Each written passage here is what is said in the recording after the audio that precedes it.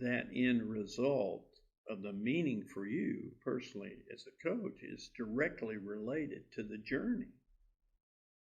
And I think that's a good thing to teach kids. You got to learn to appreciate the journey. Welcome to the Jamodi Podcast. We are all surrounded by amazing coaches and leaders.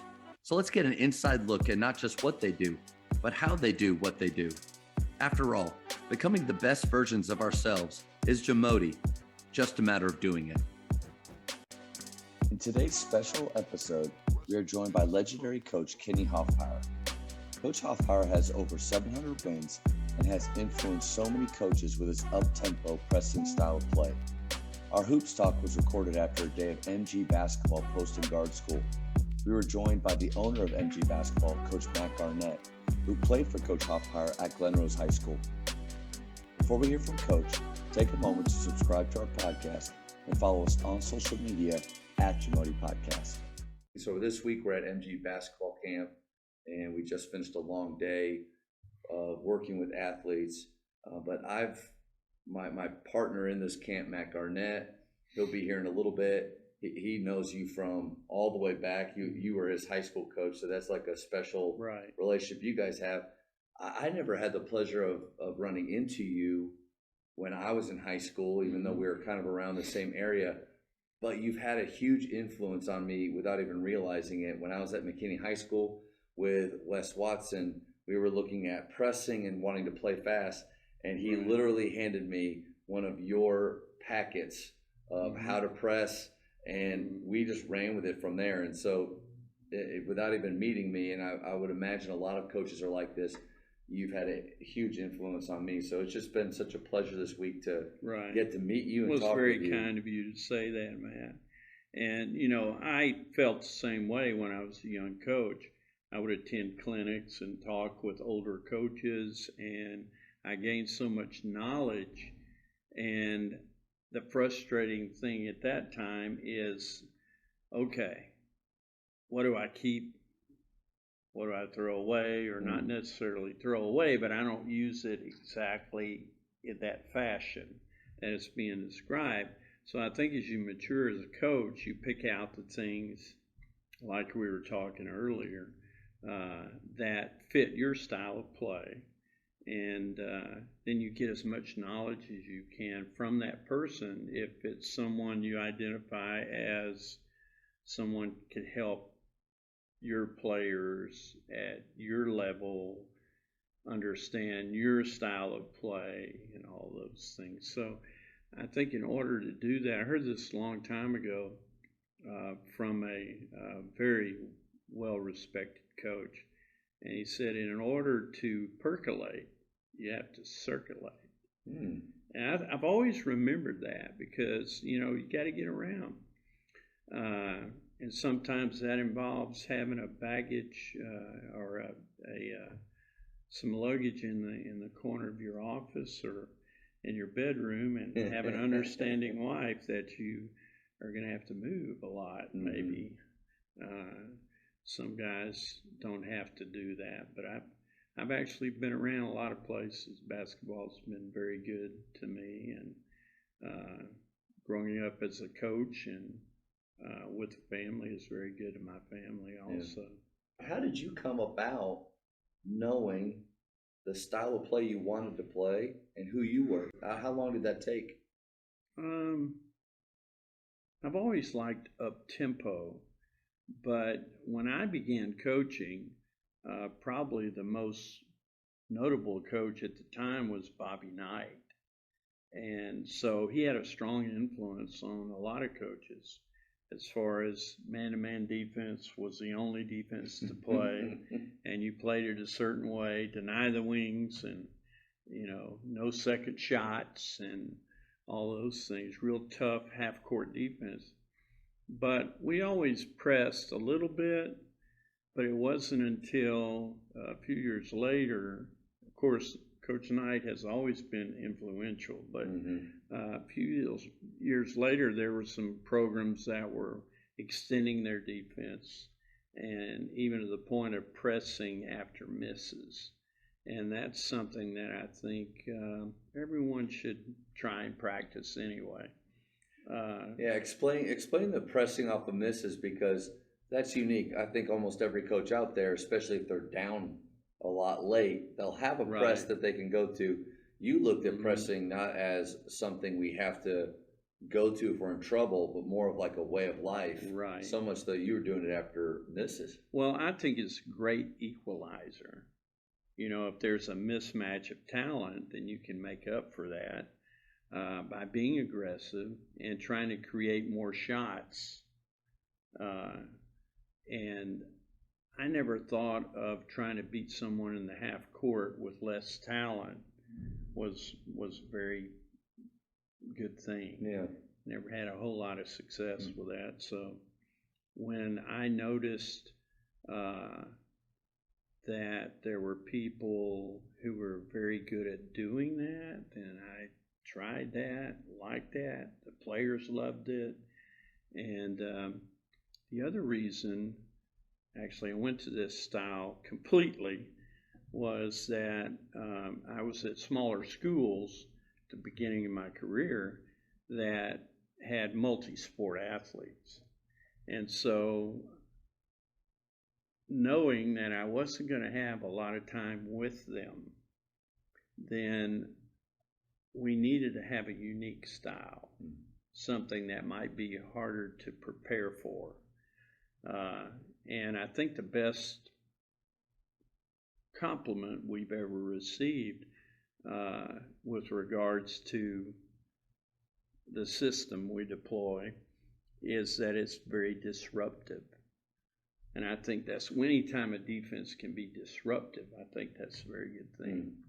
So, you know, there are a lot of little parts to it, but as a whole, it's based upon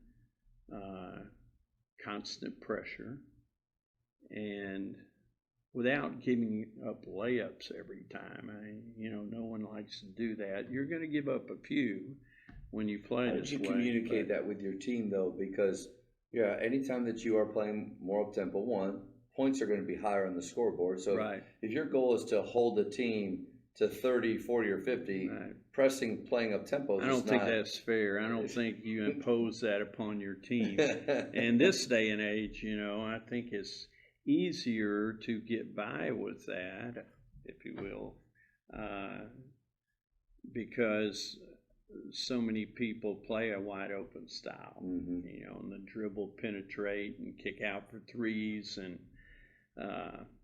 you know, that's pretty popular. Yeah. How did you get them, though, your team, over the fact, like, were they still valued getting stops, still valued the defensive side, even though you were going to give up a few more layups or maybe easy shots than you would if you were going to pack it in and play more in the half court? Well, I think getting back to the basis of basketball, everyone likes to shoot the ball. So what are the chances of you getting more shots? What increases the chances? You creating more shots with your defense, or dropping back and just letting the offense come to you and slowing the game down? Now, we could argue that all day. And, you know, it's a style of play that a coach has to choose. And then he has to sell it to his players or her players. And I think it's easy to sell. And the fans like it. They always have. And I think parents like it because you're able to play more people.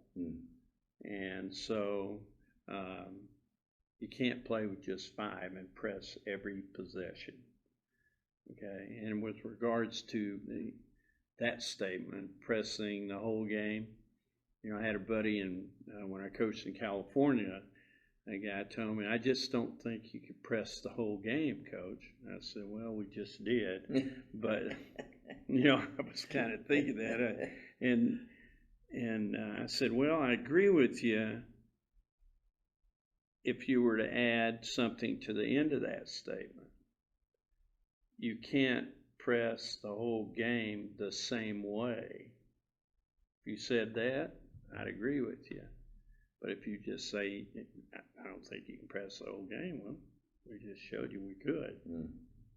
But it involves a lot of things. You can't have just one variation of your defense. I don't think good teams in any sport have that. I think you have to have multiple things that you can go to that your players are well schooled in. And then, of course, basketball's a game of execution. So whatever they're taught in practice, even with the pressing system, it has to be fundamental. And then they have to execute it. But one thing about this style of play, when it's good, it can be really good. But when it's bad, it can be really bad. You and I have talked a little bit about this.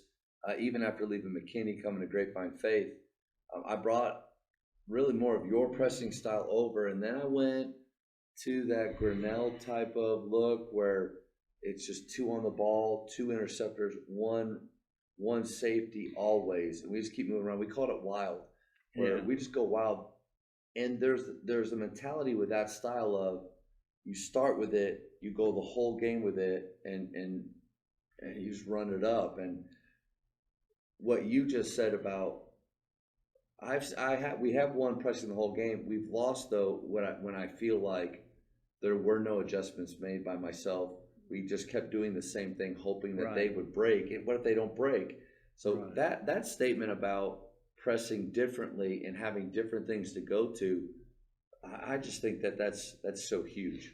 Yes, and we always tried to come out the second half and give a different look, so that whatever they talked about at halftime, we would make it more difficult to begin the second half. So, I don't know how many press breakers people have. It varies. Some have one set press breaker for every type press and are very good at it. But I don't think with our variations that you can attack it just one way. Talk about conditioning, because there is this idea of, you're, as a pressing team, you have to be in a certain type of condition, and you also, because you're betting on, or you think that the other team may not be, or they won't be used to that style of player getting up and down. How did you condition your team? Was that something that you did focus on, or 32-minute game, you didn't worry about them getting that tired throughout? Well, I think this goes, as a young coach, Coach Wooden was still coaching, and they pressed, and I read all the things I could read on his pressing. But one thing stuck out in my mind as far as fundamentals, and Coach Wooden said, he said, great conditioning comes through drills and practice. So if you're going to play this way, then your conditioning has to allow for that. And that's the coach's responsibility. So every drill that you have should be, in the case of this style of play, a transition drill. Because I have it in my notes from way back with him. Every offensive drill we did ended up with a transition to defense. Every defensive drill we did ended up with a transition to offense. So constantly they were emphasizing transition. That's different right there. I think, I don't know how many, I want to apologize to so many players I had that even though our style was pressing, the drills or concepts we were working on or the times we were spending in practice had nothing to do with that. Had nothing to do with getting up on the floor. Or like you said, with pressing, those transitions from possession to possession have to happen so fast. Because if I think one of the easiest things to beat is a disorganized press, Right. right? So Exactly. you have to be Or a organized predictable one. or predictable. In that, like a diamond press, we show a diamond look to begin every possession, okay, defensive possession. But we may rotate to something else, and a lot of times we do, to give a different look. And there are certain rules that the point of our press has to be in tune with, and depending on where the ball's inbounded, and how far up the court it is, and or if they throw it into the corner. Most teams won't let you get that first trap real quick. Yeah. They don't want it in the corner. Well, there has to be a plan for that. So we always kind of tell our kids, hey, if they got 5 press breakers, that's not enough, because we got more variations than that. And the most difficult one, and all the time doing this, to me, is just a freelance. Because when you give good guards the ball, they tend to make good decisions. The question is, how many good guards do you have? And, at the high school level, most of us aren't blessed with having 2 or 3 good guards every year. Yeah. So anyway, it's a numbers game also. It involves players who aren't the best talent, sometimes having to go in and play very, very quality minutes. And sometimes that's hard. Sometimes coaches don't want to commit to developing a mediocre player to be a little bit better. So in practices, I think the hardest thing, at least for old guys like me that grew up in the Bob Knight half-court defense thing and had to transition out of that to play another style, was giving up the joystick.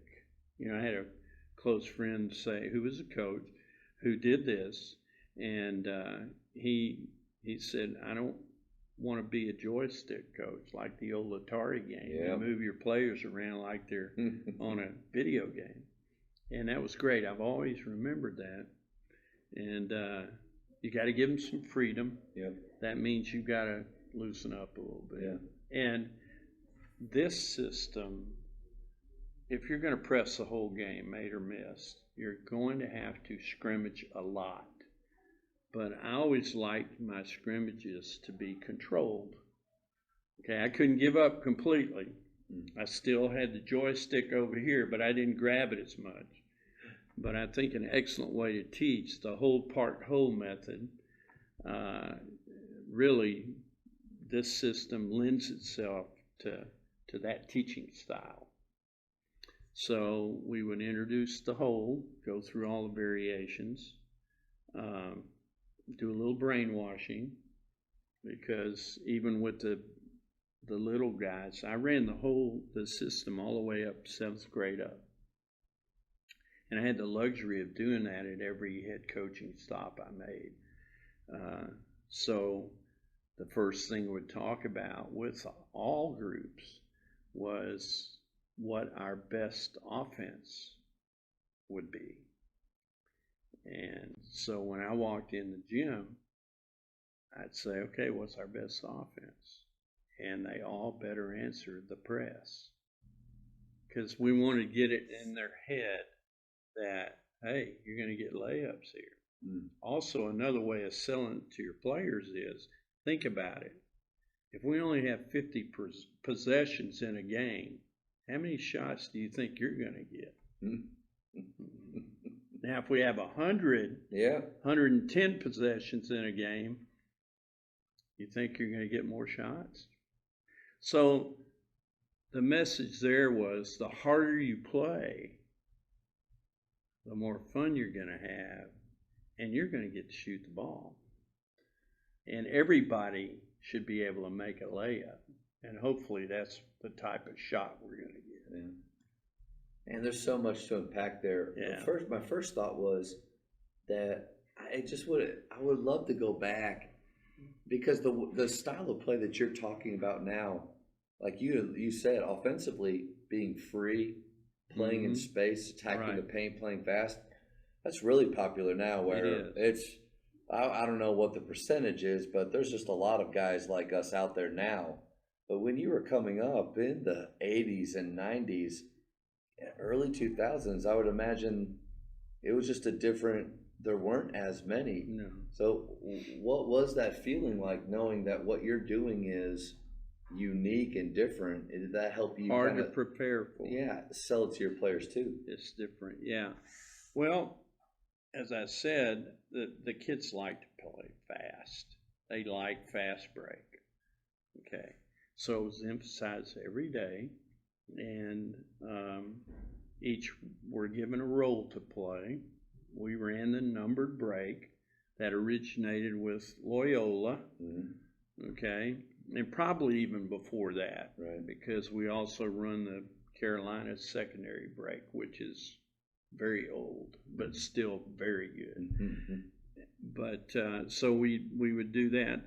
The main thing in running this system is that the wings, the 2 and the 3, 2 always played on the right side of the floor and 3 on the left. I never let them cross on offense very much at all, so that we could press after a missed shot.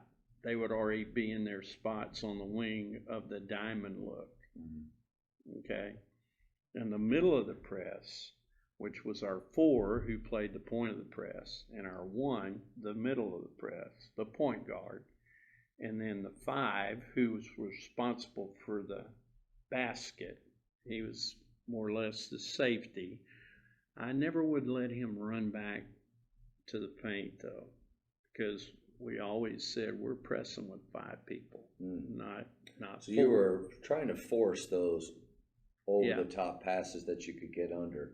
Yes. Yeah. No, we were always hollering out, press up, stay up, stay up, looking for one more trap. And I think in high school it's very effective. In junior high it's even more effective. Yeah. Well, quality of guards, like you said, the ability to pass over. But again, there's just another nugget of, I don't know how many guys look at their offensive responsibilities or even player placement as preparing them to press. You're the first person, and when I read that packet, we did that at McKinney. Our 2 ran the right side so that he could be our weak side, our weak defender. Right. And then our 3 ran the left so he could be our strong defender on the diamond. You're the first person I've just ever heard that thought of offensively that way, as to set up the main thing, which is your press. Right. I always like to have our top scorer play in that 2 spot, because most people inbound the ball to your defensive left. And so he was in a weak side rotation, which is a little less strenuous than that other wing. The 3 was normally the guy that was on the ball longer. Yeah. So, but that being said, I think one of the keys to you selling the system to your players is to be able to convince, let's say it is the 2 who's getting 20 a game or more, you have to convince your best player to buy into your defense. And I think you do that by letting them know that the harder they play defensively, the more shots they're going to get. That's basically it. Now, you can also do that in the half court, but as you said, hey, we're going to get more possessions by pressing every possession that they have it. So, it's been good over the years in that I've had guys buy into that. Yeah. And it was real easy to figure out what they had done the night before at practice. You guys are moving a little slow today. Yeah. So guess what? This guy that's been playing 2 minutes for you, he's going to take those minutes. So there was always a competition, And I thought that was healthy for the team. Yeah. You know, and I think one main key to coaching is finding out what a player does best and trying to make that fit and give them a role that they feel is a specialist role. So try to make each player a specialist and then accentuate that with them and remind them, hey, wait a minute, you know, those aren't your lines. Talking about acting, I remember Coach Wooden saying this before. He explained it like, I'm the director of the play. I'll decide what role you have. I'll give you your lines. Know your lines. Don't play anybody else's part. That's right. So it was a very simple explanation. Because in a but play, very that'd be true. chaos. Yeah, Very it'd true. be chaos. Yeah. This is our first ever group talk. We're all in the same spot here. We've all been working MG basketball camp, which is Matt Garnett. And Matt, this is kind of special for me because I mentioned that Coach Hoffpauir is the guy that I learned pressing from without even ever talking to him from his packet. But you've been able to play for him, run the press yourself, be in that style of play, and then also coach with him. So just real quick, what was that system like for you playing for him? You know, it was the first time that I'd ever got to be a part of anything in regards to pressing. I mean, I moved up there as a freshman, and Coach had come in the year before, and we went up to summer basketball camp and didn't have any idea who we were going up there, who was the basketball coach, anything. And so for me, being a young kid that loved basketball, it was really exciting. That you could just see right away. My dad tells stories all the time about hearing Coach talk at camp. And so Coach had this amazing way of making you feel like you were a part of something really special. You were a part of something that was important. And Coach's oldest son, Kobe, I always talk about, he really kind of spoke into me, like, you need to be ready to do this as a freshman. And so it was a style of play. I think it made you the aggressor, you know, and it was something that Coach, we laughed, you know, there's the idea, was it brainwashing? Like, absolutely, right? You know? I've heard that many times from many different players. Matt's not the first. He won't be the last either, I hope. So yeah. It was, but from day one, I mean, I played with 4 different teams in a sense, you know, and then coached with a different team, and every team was completely different. But it's what I just got to walk in here, and he had this incredible way of taking guys, some years more talented than others, but making them specialists in that role and finding a way for us to be a really good kind of machine, this juggernaut of a machine that was a little different every year. But you know, we knew what we did, and you know, those cliches, we're going to do what we do. Well, it's true. That's what we did. I mean, the one thing that I learned that I've taken with me from day number 1 in my coaching career was, it's so easy to get caught up in like the shiny object here. Like, let's go do that. And like, let's tweak our offense here. Let's tweak this here. You know, we got great at what we did. Yeah. You know, and that's the beauty of, I think, what Coach does so well is it may look a little different. We may adjust it a little bit year to year, but there's no doubt we know what we're doing as players. We know what Coach believes in, and then we went out there and just tried to get great at it, you know, kind of a thing every day. And man, not a better lesson, I think, to quit grab bagging. It's like, let's figure out what we believe in. Let's do it. Yeah, I wonder how many coaches go through their entire season. I've always thought about this when I play a team. If they're done, if I look back and I think, what did they do well, or what were they trying to do? Like, what's their identity? I think that piece as a team. Right. We're constantly trying to, with our players, we want them to know this is our identity. This is what we hang our hat on. And so many teams, coaches, I think, struggle to find that. But you just were able to instill that with your players at different places for a long period of time. So to me, that's incredible, that talent right there. Well, I'm very thankful for that, because there were times, as always with everyone, I think, in coaching, you're very susceptible to it when things go bad. What do we need to change? No, what we need to do is what we do better. Where did that come from, though? Because to me, that's not common. The idea is scrap this. I'm about to lose control. I may get fired. This isn't going. This is a sinking ship. And especially with pressing, because you had said before before you got here, there are times where when it's going good, it's really good. Yeah. When it's going bad, it can be really bad. Yeah. So where did that come from? It can turn on you like a rabid skunk. I mean, it leaves a smell and it can kill you if you're not careful. But we've joked about that many times with players and assistant coaches. But I think persistence is something we should all have in our life. I was taught that. That's something that your parents reinforce and coaches. And I've had players who just bought into that. Yeah. And we're going to do it this way, so let's do it again and do it better. And if it takes all night, then we'll take all night. But like you had said before, I think where I got in trouble and where some people do get in trouble, that any style of play, there's only the one thing. Like when we were pressing, it was just the one press, and like that coach said, or you had said, you can press the whole game, just not the same way. That allows you to, in those moments where things are struggling, hey guys, we have an answer for this.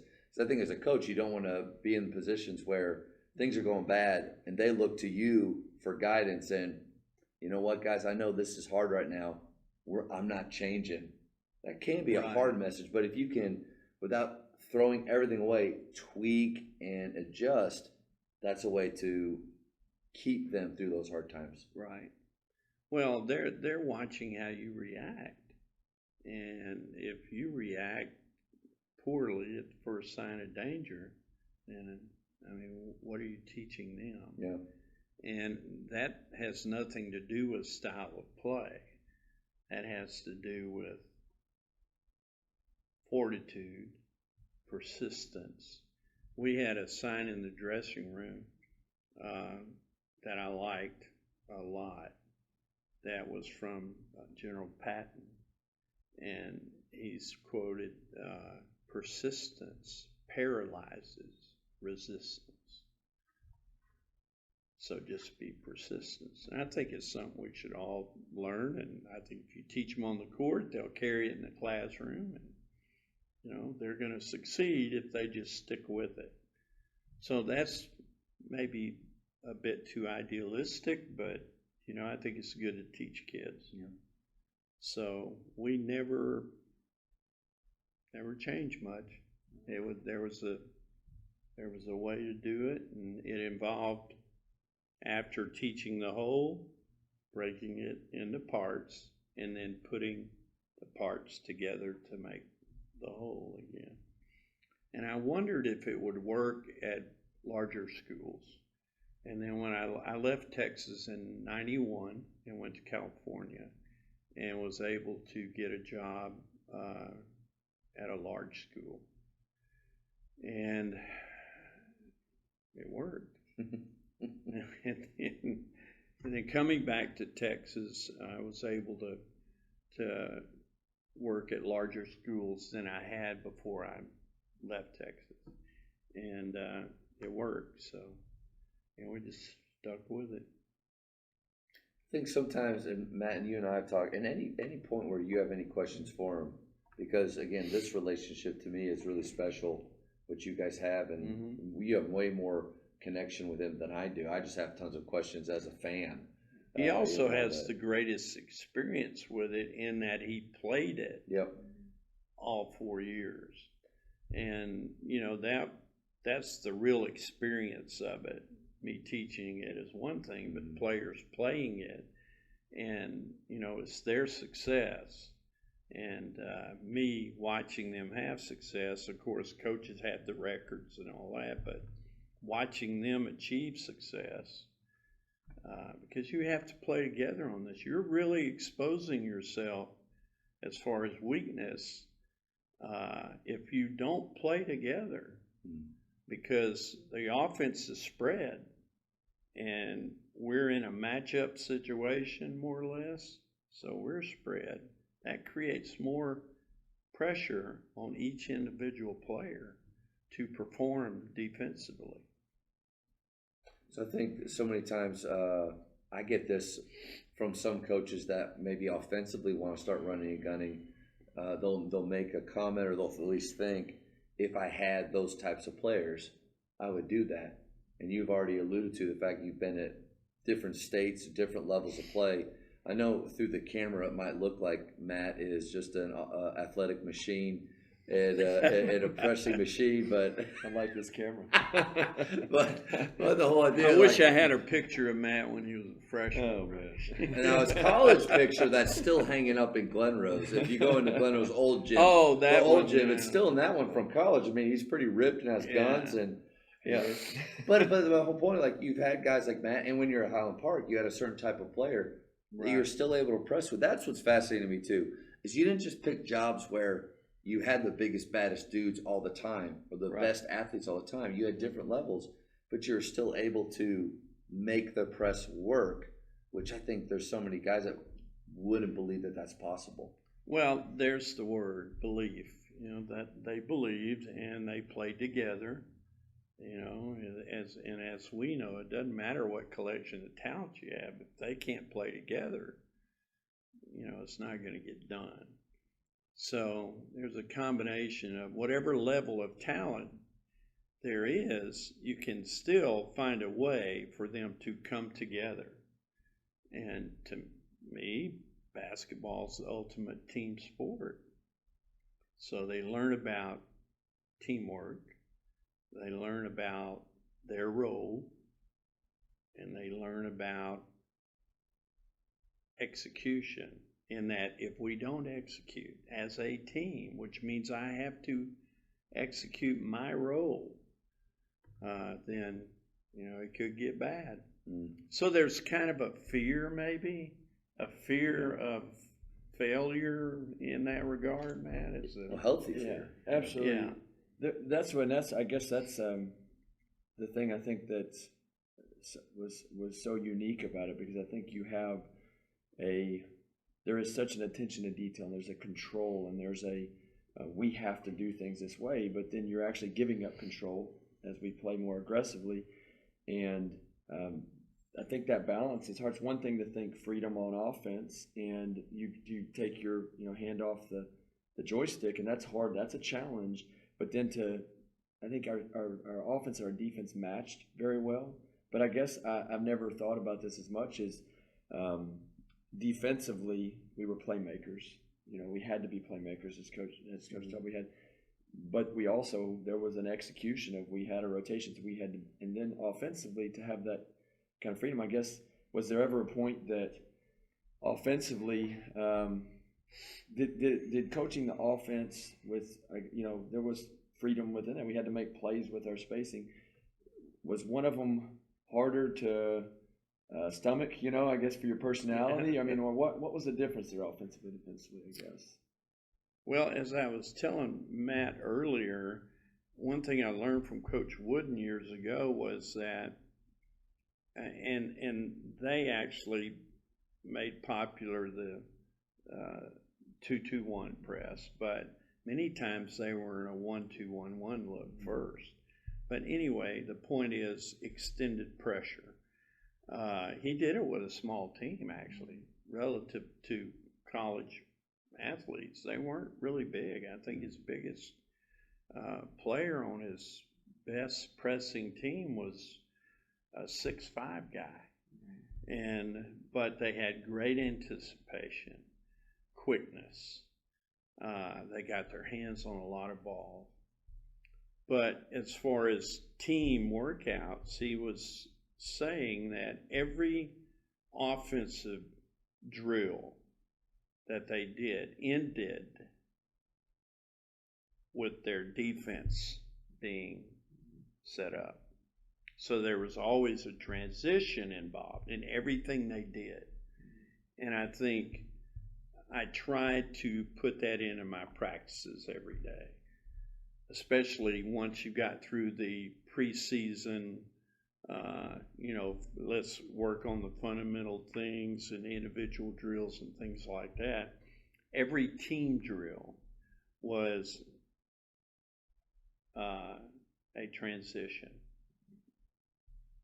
And it was, as I was telling Matt, we had control scrimmages. And you know what, what we did when Matt was playing was what I did at other schools.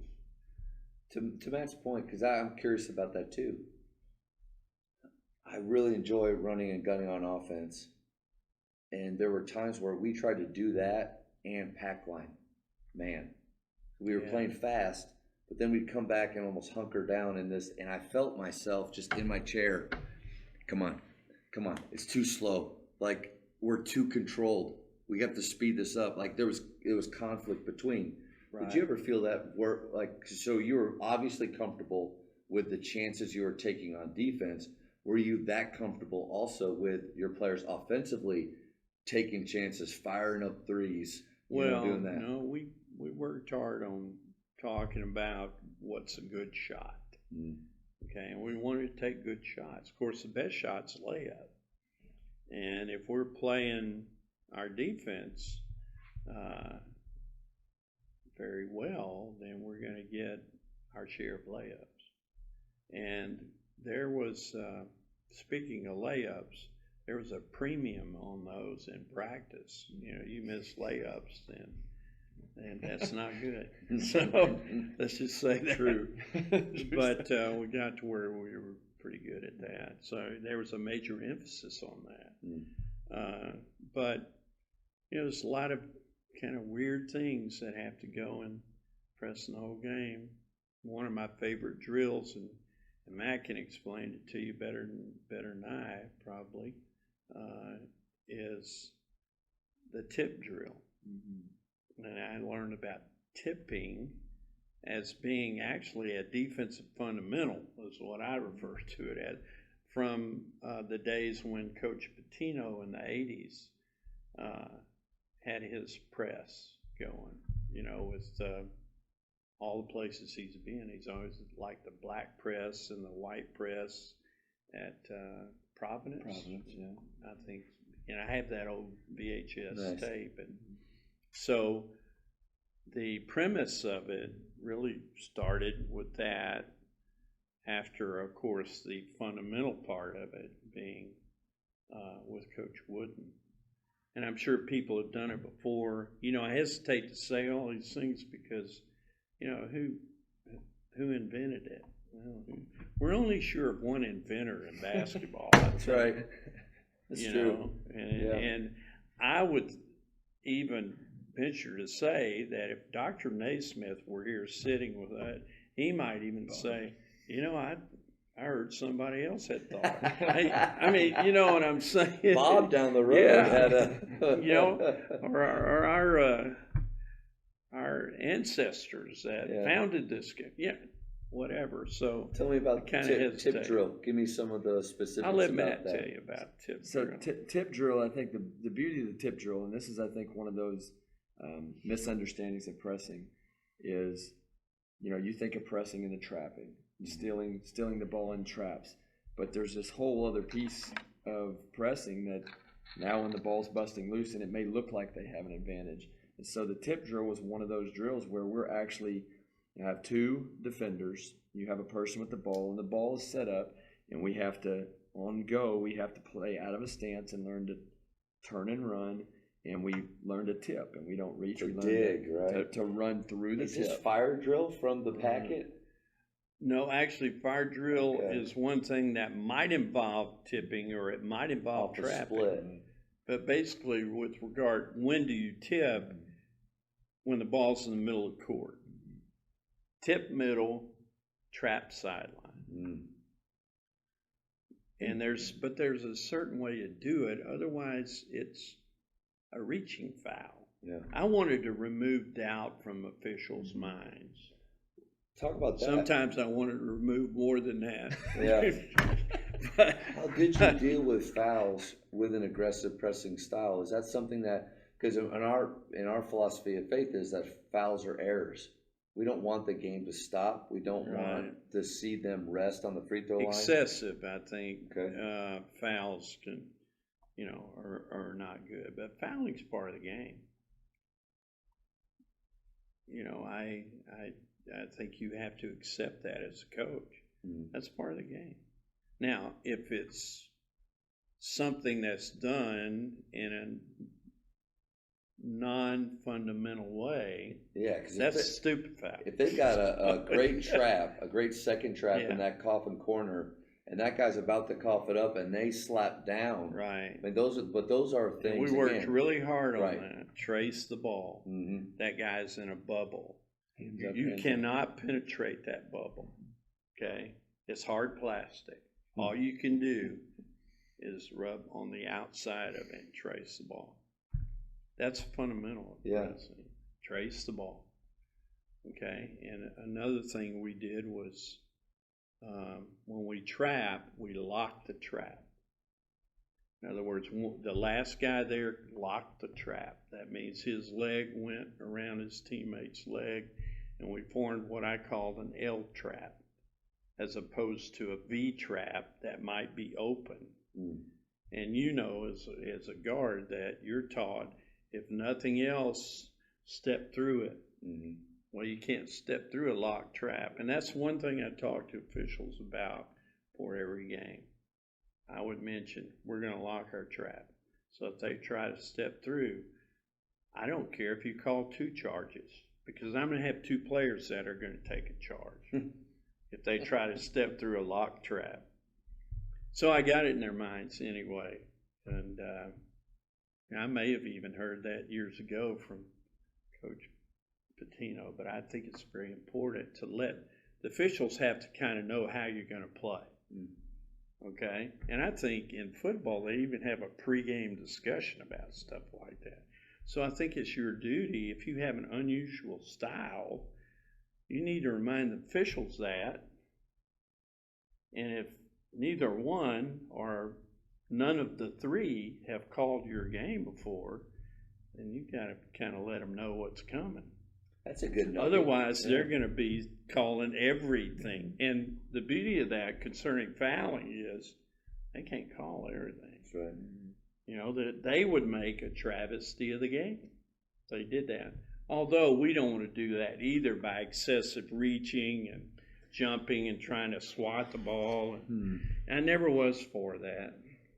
The beauty of all the things, these nuggets you're hearing, there's a drill. There's a drill that you hear the term, and then there's the drill, the weak side wing recovery drill, trap, trace, and turn.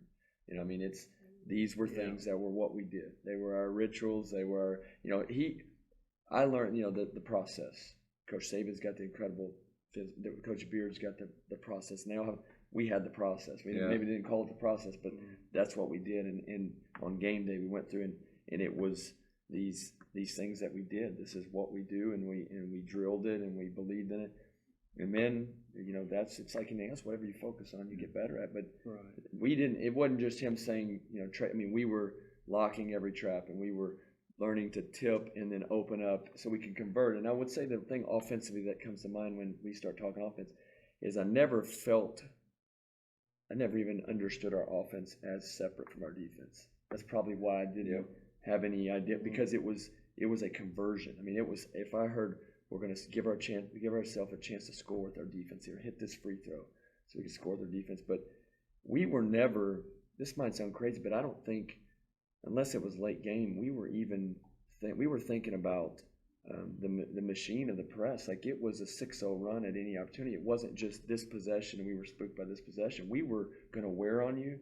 And I think if they were having success, it didn't shake us because we just believed it was going to work. And that's interesting, because I think there's so much that deals with individual possessions, and as coaches, as we talk about, and they mattered. But man, you weren't shaken. Runs didn't make you too excited. He always talked about act like we've done before, but deficits didn't shake us either, because it was just this. We just knew what it could do, and we believed in that. But it was a conversion offense. We were converting turnovers. I really believe that's what we believe. See, it's unique. Like, I would understand it if your coaching philosophy now that pressing was a huge part of it, and this is what you believe because you played that way. I played for Coach Thomas, who was a man-to-man guy. Coach Bliss was definitely not a pressing guy. Neither Coach Drew my last year. And when I started out with Jeff Clarkson and even Wes to begin with, never pressed. So it was, and even the running and gunning side, I like to do that in adult league playing because it was the most fun, and but it was just never a part of a style I was taught. You mentioned earlier on starting out in that Bobby Knight era, which is ultra control and hard-nosed, tough, and I'm not saying always slow. I played against Bobby Knight teams. They didn't shoot outside the paint. Like, we knew how to guard them because their motion was about getting layups. Their dudes were scared to shoot. But my question to you is, because I get this question, where did that come from? Where did the switch to where now, like, every time I've heard you speak of it in the few weeks we've been together, it's pressing just comes out of you. The system is a part of you. I don't think you could play another way. Where did that come from? I just think over the years, seeing it be successful and knowing that it's been tried at a variety of levels, and believing in it so much, knowing how sometimes it's going to look very bad, and other teams have good players too, and other teams have goals and all that. Sometimes even a team that's lesser talent has a good night. Yeah. But if you change every time something negative happens, then how do you know what's positive? So it gets back to the persistence thing, and doing certain drills every day that promote it and promote success. Like with every defensive drill, that drill did not end until we scored. And if we missed a layup, if it was, we're going live, matchup, zone, half-court defense, which, sometimes would convert to, we would always end up with an uncontested layup. And if we miss the layup, we'd have to do it again. One of the things that I've taken from Coach I thought was just a great way to do things in practice is he would rewind us. And he'd say, all right, rewind it.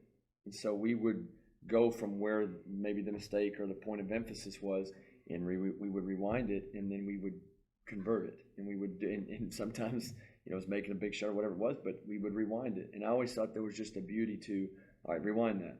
Let's fix that. And that was a great, I've used that a ton as a coach, because to me, the learning that's going on there and the actual application of the point of emphasis, that was just a great thing. Is that something that you had? Because I love that idea. I've asked my players before, hey, go back. Can you go back? And they look at me lost, like they can't remember back. I'm like, listen, just literally go back to where you were 10 seconds ago. And it takes a long time. So is that something early on? Like, I'm gonna ask you to rewind some things. Right. I need you to always be thinking about where you just were so that we can get there quickly. That's just a fundamental of teaching, because with students in the classroom, hear your mistakes. How do you correct those? Let me help you. And then give them a chance to do it again. And then keep doing it until they do it right. That's why I was a bad teacher. Yeah. In the classroom. I don't believe that. I never had them rewind. That's over. Something they always heard is rewind it. So I'd stop practice a lot, sometimes way too many times. But in order to emphasize a point, and it might be something each day. One of the great things I learned from Coach Dean Smith on his practice plan, he'd always have an emphasis of the day. And so when he first met with his team pre-practice, he talked about that point of emphasis. Because when you start with that, then it can help shape the rest of your practice too. And then you can ask players, what's the emphasis of the day? what did we talk about? The very first thing in practice. And now here we are in the middle of practice, and we don't do it right. All right, we're going to do that again. So that's the rewind thing. But whenever that occurs, you have to give them an opportunity to do it right. And that, for me personally, is something I would redo a lot of the time, because I don't think I really allow my players to do it right all of the time. Especially as a young coach, I just got mad about it. We moved on. But then, you know, as I got older, you know, hey, this is how this kid's going to improve. This is how they're going to contribute to our team. So, but they have to understand that, you know. I would imagine you talked less during practice than maybe you think, because of the style of play that you had, because you want them to be instinctual. You want them to not be looking over their shoulder. Yeah. Well, you had your guys making plays, not just running plays. So I would imagine, because it seems like you're ahead of your time in so many ways. Probably with how you ran your practice, the way you did it is the way everybody's trying to do it now. Yeah. Well, once again, it's circulating. You know, in order to circulate, to percolate, you have to circulate. So that means you got to get in the car at 6 in the morning and go drive 4 or 5 hours to go to a good clinic and take all the notes and bring it back and see how it fits into what you want to do. And if it's fundamental, in most clinics you attend, really focus on the fundamental things, and they always fit. The fundamentals always fit. So not just the but drills that that particular drill, you may have to tweak so that it fits in your system. But the first thing you have to ask yourself is it fundamental? If it is, it fits somehow. You can relate it to it. But, you know, back to we were talking about the origin of it. There were a lot of people in the area that when I was a young coach that thought you had to play half court, but there were a few that didn't. Fred Williams, who coached at Beaumont Hebert, ran this system, and then a very close friend of mine, Dr. Charles Brydup, who once stayed at Hardin-Jefferson back in '91. He's now the UIL director. Excellent coach. And then I was down at my alma mater, East Chambers, at that same time period. So I'd go watch Coach Williams practice. I'd go watch Coach Brydup's teams practice, because he was at Hardin-Jefferson and Westbrook in Beaumont. And I'd watch their practices, and I'd come back and incorporate some things into mine. And the kids really like playing that way. I guess, you know, if you play your butt off in the half court and you only get a limited number of opportunities in the form of offensive possessions, and you don't have full-time players, you know, we had to rely on kids who, they had to play football. Yeah, they were the best athletes. How much time did they get on the court? And back then, now, we didn't have camps. Kids couldn't go to camps. The first varsity camp in Texas, I believe, was like TABC varsity camp. We were so excited in like 1990, the summer of '90, I believe, the first time that a kid who had played varsity ball could go attend a camp like we're having here and could get better. Yeah. When are they going to get better? And they're coming from another sport, and you get 2 days to prepare before you get into the season. So your style better be simple. Yes, and fit a short turnaround. So those guys are coming off the football field, and what can you accentuate that they have from playing football? aggressive, okay? And they're not going to back down. They like it, okay? And so the first few games, now you're going to have multiple foul problems, but that's okay. And then you have some players like Matt was able to devote his time to getting better in basketball, and by then he could go to camps. But early on, there was even if I had one or two that were full-time players, they couldn't really get better. Yeah. And they'd be the only one in the gym because everybody else was, playing football. So instead of fighting that, and my message to young coaches is take that and make it work for you.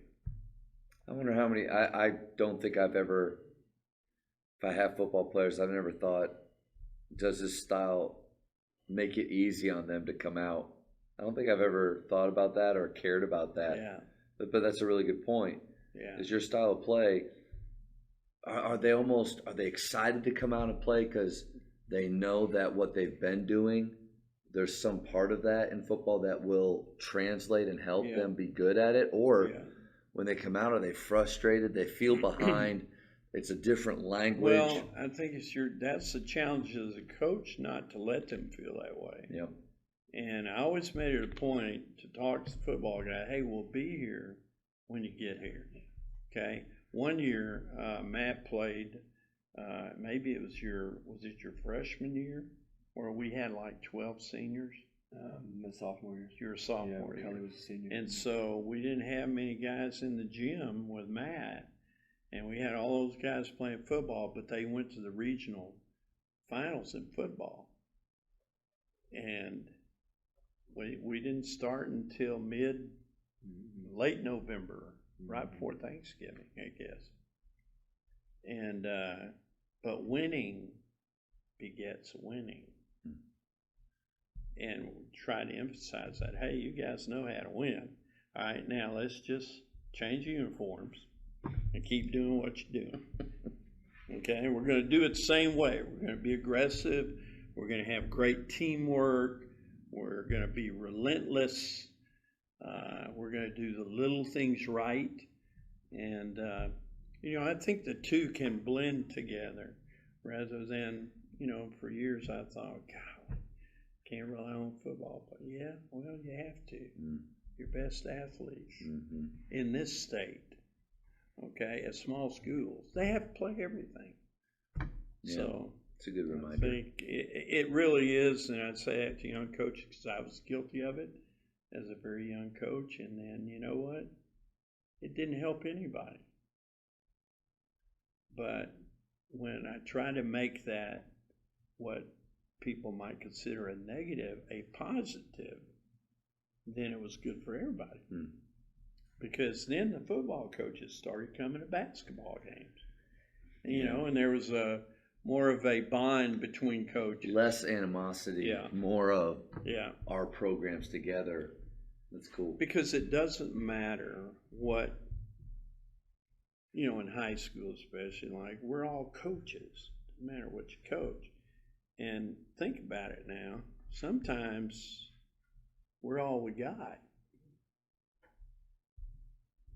So don't look around past a coach because that's your brother, that's your sister, and we're all in it together. And if we were all like that more, I think that would have less headaches. Let's put it that way. Game goals. So a big thing of today in today's game is having goals that you track and things that your players just even besides winning or that maybe leads to winning that they know and after games you discuss what were some or did you have specific game goals that guys these are some things maybe statistically that we're trying to meet right or was it just more of a holistic like this is what we're going to do and we're going to find different ways to make that happen every night. Right. Well, I did a couple of statistic things for many years. One was performance grading every game. a plus minus system that I got years ago, as well as and this was from Coach Smith at Carolina, points per possession evaluation is what he called it.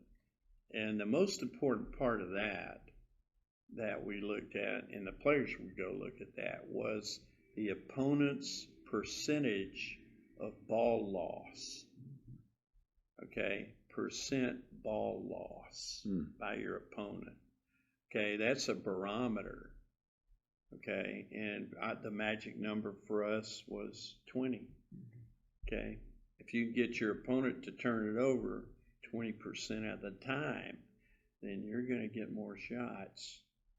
Unless you're just greeting a turnover with a turnover. That's right. Oh my goodness, we don't want to go Did there. you get upset about that? Oh man, that's probably. I got some good stories on that. Then it would say, you could say, well, that's what people in the stands who hate it, or the opposing coach that hates it and calls it hully-gully, street ball, or all those things. When you greet a turnover with a turnover, that's what it is. Mm-hmm. Whatever slang term you want to use, right. It fits. Right. It's ugly. Yeah. So, percent ball loss for them and percent ball loss for us was a big deal. That's a barometer. Mm. So, and we always kept a running total. I told this to the post class because one of the things I told them today about being a good post player is getting a third of your points from the free throw line. Mm. Big guys need to get fouled. If big guys aren't getting fouled, either the official just doesn't like anything about you or your team and is not calling anything, or they're not playing in the post correctly. Mm. So if you're aggressive, you're going to get fouled. You get fouled a lot. And the other team's going to complain. And here's their biggest gripe. They're pressing the whole game, and we have more fouls. And they've shot 12 free throws, and we haven't been to the line yet. Well, that's part of the mental part of beating somebody, too. But we kept a running total of free throws made and free throws attempted by us. And we wanted to make more than our opponent attempted on a nightly basis. And at the end of the year, hopefully that total was way up there. Man, just the amount of control that takes from you as a coach, but also your players, because fast and out of control, that's not special. That's easy to go fast and lose your control. That's easy. Slow and in control, that's not special either. Yeah. The three of us could do that right now. But fast and in control, that's that It's not special. easy to That's do. that special thing. But You got to work at it. yeah, Every day. Okay? One of Coach Wooden's famous quotes was, "Be quick, but don't hurry." What you guys emphasize, know your feet, get control of your feet. Just think, at the high school level and junior high level, especially junior high level, if you take traveling out of the game, the number of traveling violations at lower levels of play, how much better would the game be if you just took traveling out? Well, you got to teach them how to stop. yeah. You got to teach them how to stop. Teach them the hop or the jump stop, and because when you teach the little ones the jump stop, they're going to long jump and say, "Well, this is what you mean, a long jump." And I think we've given that the wrong name, and it should be a hop stop. Hop stop, yeah. Hop stop. And drop your hips when you stop. Drop as you stop. Mm-hmm. Yeah. So, little things like that I learned along the way from other coaches. I've stolen everything.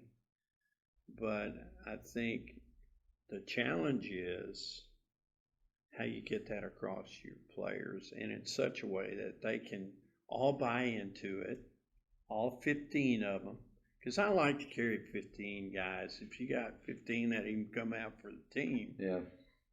But, some 50, you've got a good practice rotation in this style of play. You've got a good scout team. If you're going to play 10 guys and you got 5 here that are going to, and you make sure they understand they are just as important in every win as the other guys, the guys who are actually playing the most minutes. And they take pride in that if you emphasize it to them in a positive way. Now, doesn't mean they don't want to take somebody's spot, and that's the beauty of it also is, hey, you know what? Why don't you get a blue jersey on and come over here, and you get over there and listen to that coach, because he's coaching that team right now. So they get it, and it's competition. It's healthy. Yeah. But I never felt like the bad comfortable. You always felt like there was this good pressure that you had to not only keep getting better, but you had to perform. And you had to perform. That was your spot. And you look back and you look at different teams and stuff, and there's certain kids probably going to play and things like that. But there was a beauty to that. I think you don't understand it completely as a kid, but there's a beauty to a good amount of pressure to perform. Yeah. And then that T word becomes a big part of it. Tradition. And sometimes all you need to do is go in and mention, okay, well, I hope your sights are high because here's what's been done the last 4 years. And Matt, his senior year was an excellent example of that, because his class wasn't the most talented, but they were as good as any other group about playing together. And they had a great leader in Matt, but they bought in. They didn't want to be the first team to not do something. And that's the T word. That's tradition. And once you get that, you've got to nurture it.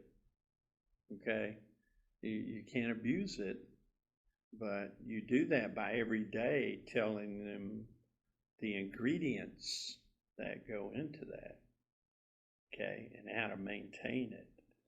How did Highland Park?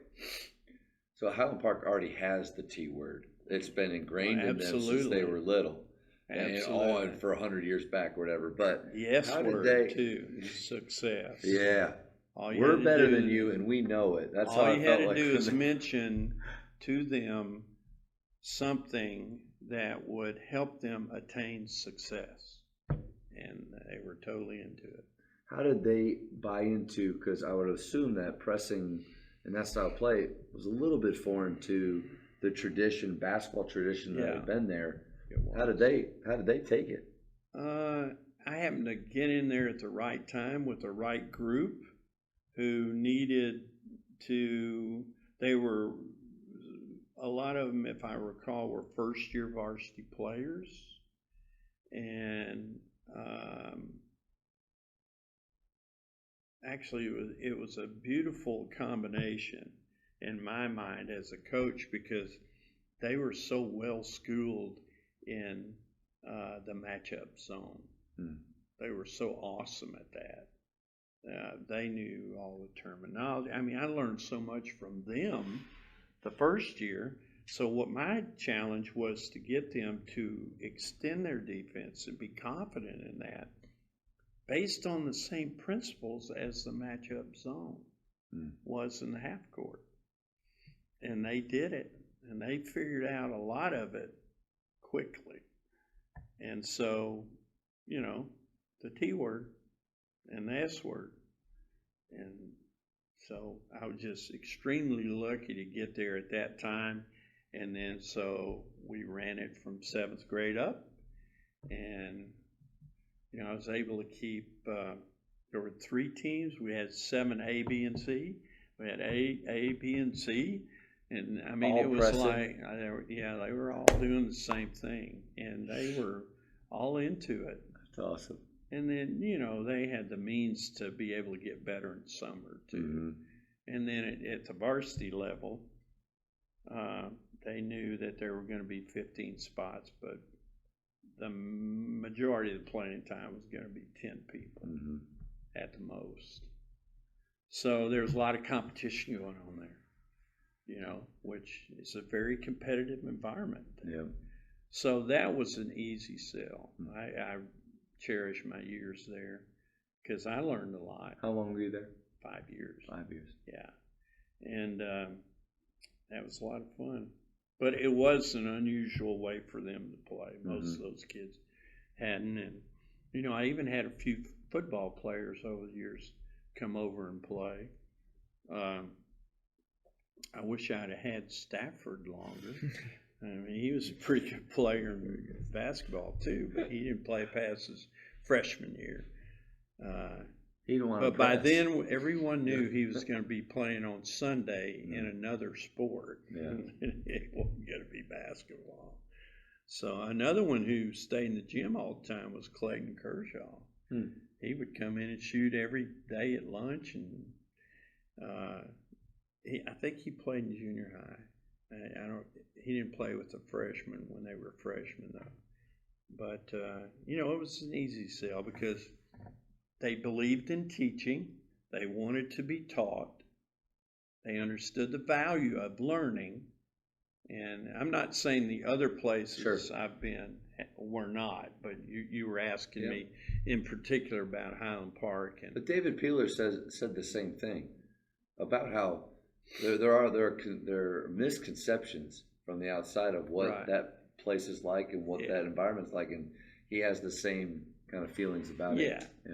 Yeah, and it's, other places there are different challenges. Now, there were challenges there, but, I went from there to middle and high, and there was a different set of challenges there, but those kids, and that's when Matt first became on my coaching staff, the year we were at Midland together. And he can tell you stories about that, but, we did the same thing. Yeah. And it actually was, I thought, the difference in us winning the district championship or finishing, could have been 5 out of 7 or whatever it was. I don't know, but it's all good memories, and I've been lucky enough to be in good places at good times. Yeah. And been able to relocate and still have success. So I'm very thankful for that after all the years. Did you have anything to add right there? Yeah, well, I was going to say real quick on the performance evaluation system, the individual one. The system rewards activity, and it's a deflection equals the same as a made shot. And I thought that was really important for our kids understanding their value to our team and how we are valuable, and it's a very positive system. And so if I play for 2 minutes, I could get a deflection, a rebound, and not take a shot and be +2, where you could go out and score 20 if you're not active. And I've used the same system. And I guess the last thing I'd like to say is that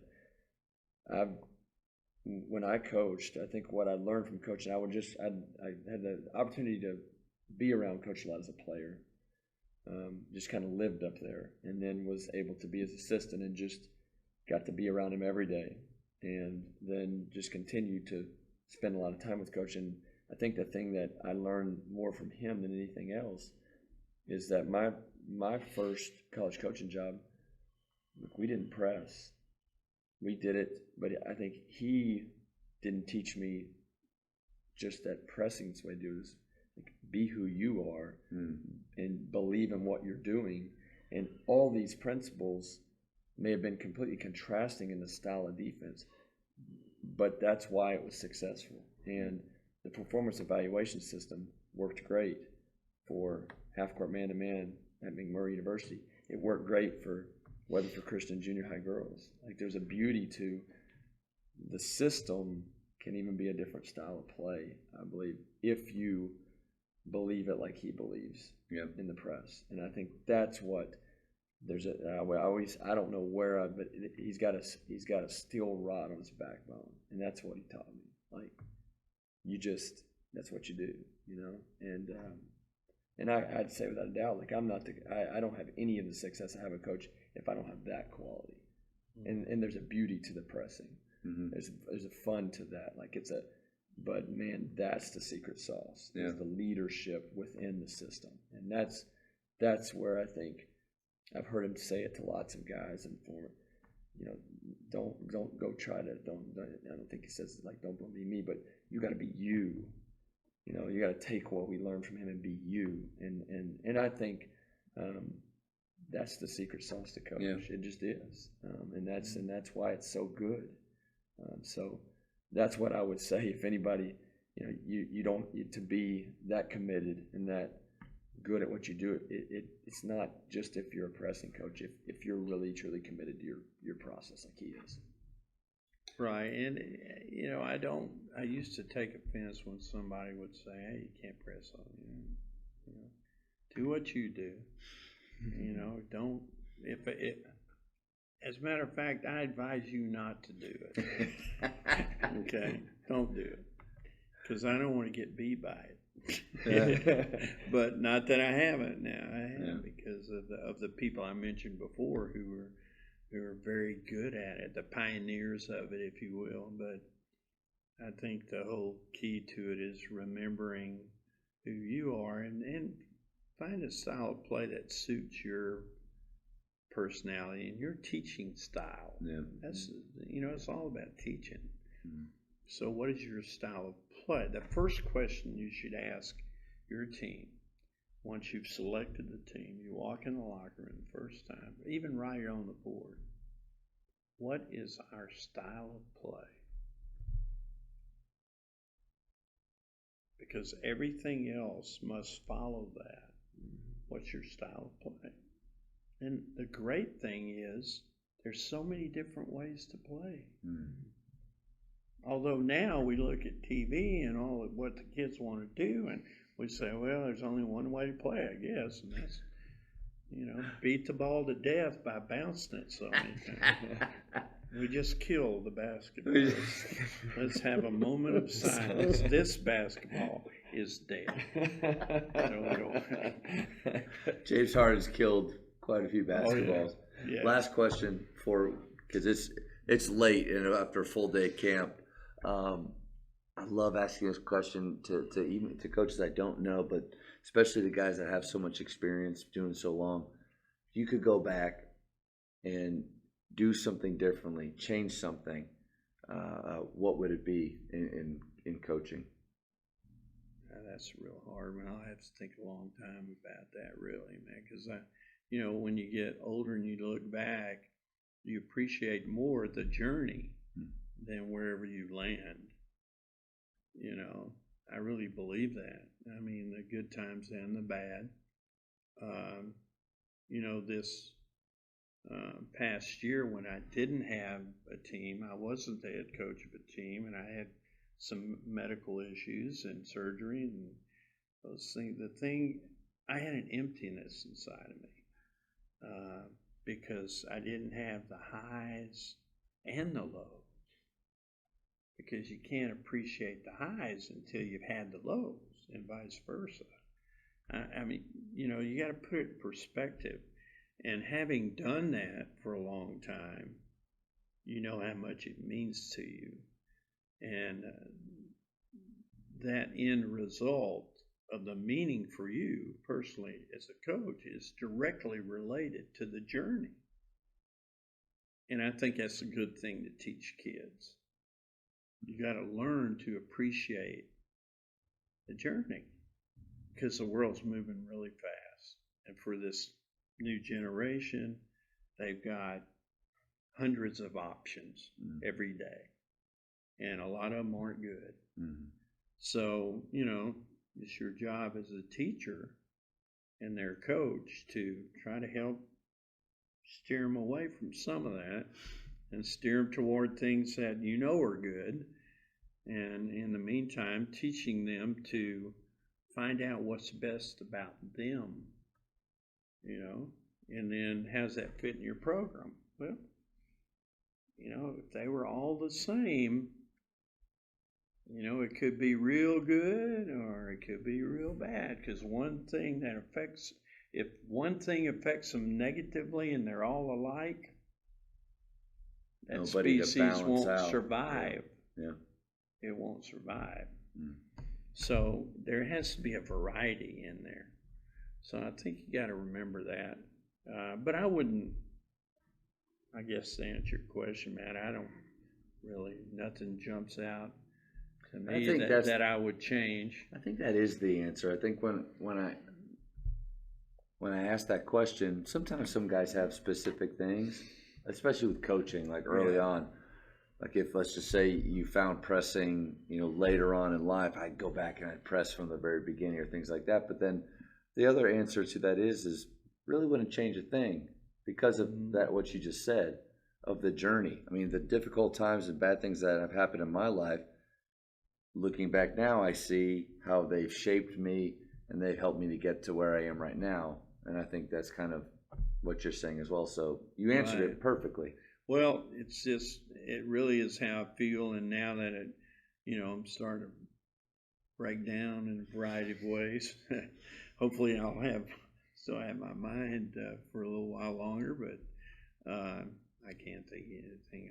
I appreciate the coaches I've met and the friendships I've developed through coaching, as well as all the knowledge that I've gained and hopefully transferred to kids.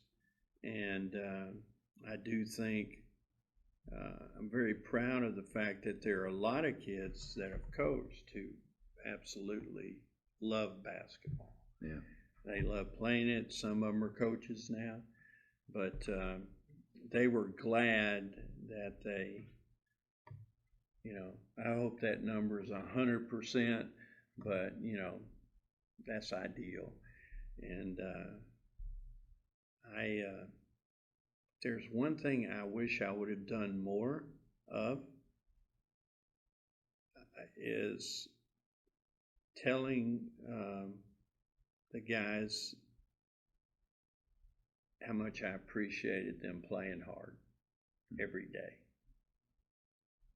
Yeah, and I should have said the words, "I love you guys," more often. And my failure to do that when they needed it, I think that's something coaches need to be aware of. And I'm not sure I was aware of that to the extent that I should have been. But I'm not going to call it really a regret. I just wish I would have done it more because I really did appreciate how hard they played. Because your greatest compliment as a coach is when a peer, the other coach, tells you how hard your kids play. I mean that, and so you need to tell them that. So that made me feel better than anything else in coaching when you're respected by your peers. Because we all know what's circling around the program. Some of them are up in the sky in their buzzards, and they're sitting on the fence post over there just waiting for something to die, because buzzards can't kill anything. They got to wait until something dies. I don't want to be the one that dies. Let the buzzards come. That's great. On that note, speed round, and then we'll get you out of here. I thought we just did the speed round. No, 20 seconds. 20 seconds. Ready? Favorite junk food? I guess popcorn. Okay. Favorite NBA player of all time? NBA player of all time. Gail Goodrich. That's right. I knew that. You knew that? I knew that. Favorite coach of all time? Favorite coach of all time. It's close between two I mentioned, Coach Wooden and Coach Dean Smith. I'll have to lean toward Coach Smith. Okay. If you could travel back in time, what period would you love to go to? Oh, and Coach Dale Brown. There's three. Okay. It's hard because all three of them have really big influence on those three. I'm sorry, go back. If you could travel back in time, what time period would you love to go to check out? I would like to have been a part of my father's side of the family coming over to the States. That's good. Yeah, that would have been interesting. 2 more. Okay. Favorite movie type? If you had to watch a movie, this is your go-to. Shenandoah. What's that? Jimmy Stewart. Okay. It's about late 50s, maybe early 60s, Civil War. Okay. That was very good. You like that one? Yeah, and there's a few more, but that one jumped out because that's maybe my favorite of all time. I ask this question to every coach, and so, but if it's neither, that's okay.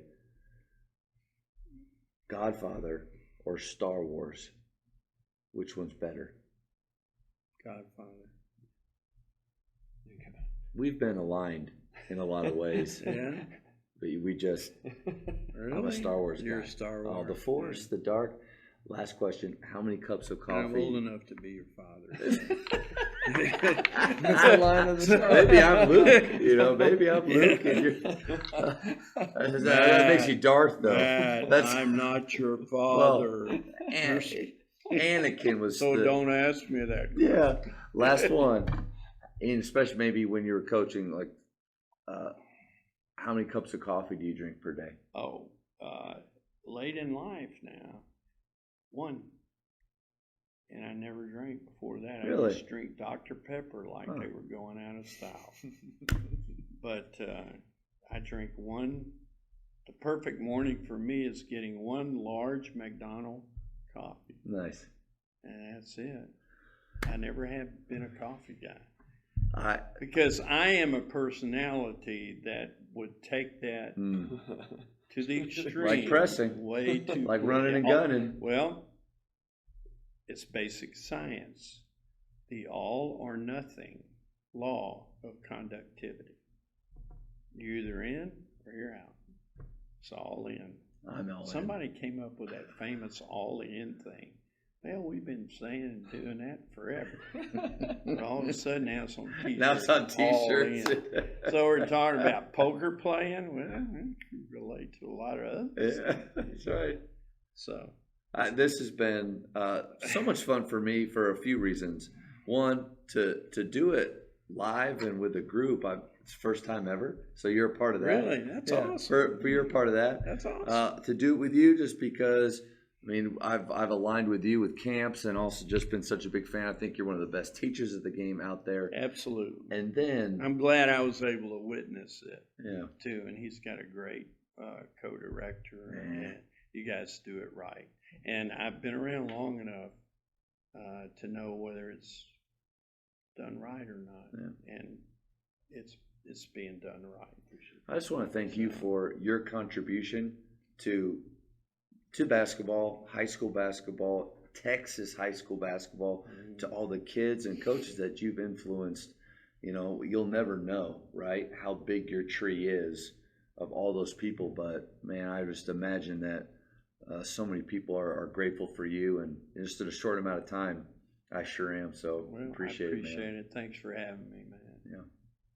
And Matt, the two Matts. Thank you for checking out today's episode.